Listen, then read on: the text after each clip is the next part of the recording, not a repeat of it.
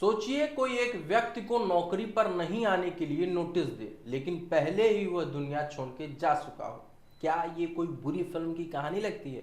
नहीं साहब, यह है हमारे रीवा शिक्षा विभाग की हकीकत, जहां मरे हुए शिक्षकों को हाजिरी लगाने के लिए नोटिस जारी किया गया है। कैसे और क्या है पूरा मामला, आज के इस वीडियो में जानिए और सुनिए, और जिसे सुनकर आपका सिर शर्म से झुक जाएगा।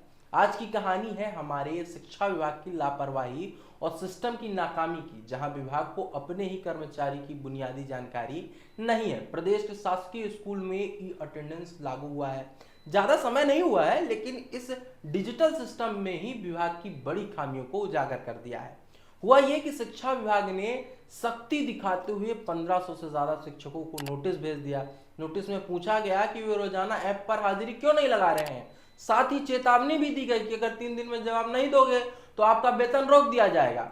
सुनने में अच्छा लगता है, लेकिन कहानी का सबसे बड़ी चूक यही सामने आती है कि जिन शिक्षकों को नोटिस भेजे गए हैं उनमें से 3 नाम ऐसे शामिल थे जो अब इस दुनिया में रहे ही नहीं है।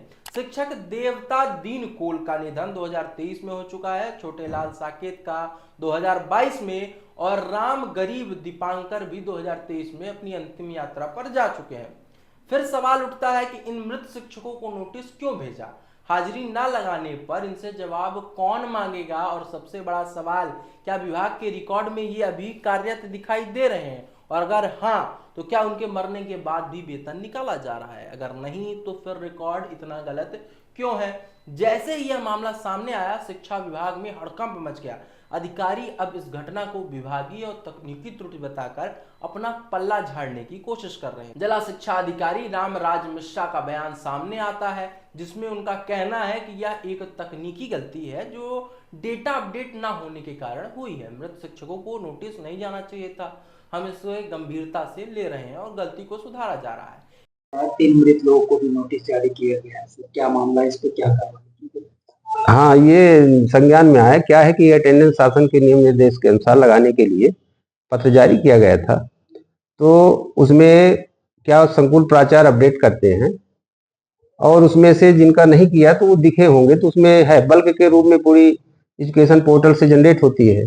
उस कारण से वो त्रुटि हुई है, तो उसको सुधार के लिए बीओ को पहले भी कहा गया था कि जो इस आदेश को परीक्षण कर लेंगे, जो इस तरह के होंगे उनको देख करके सुधार करेंगे। तो सुधार के लिए संकुल प्राचार्य को कह दिया है और सुधार हो जाएगा, उसकी गड़बड़ी के कारण हुआ है। लेकिन इस सफाई के बाद भी कई बड़े सवाल हवा में झूल रहे हैं। डेटा कब से गलत था? क्या इतनी बड़ी लापरवाही पर किसी अधिकारी पर कार्रवाई होगी?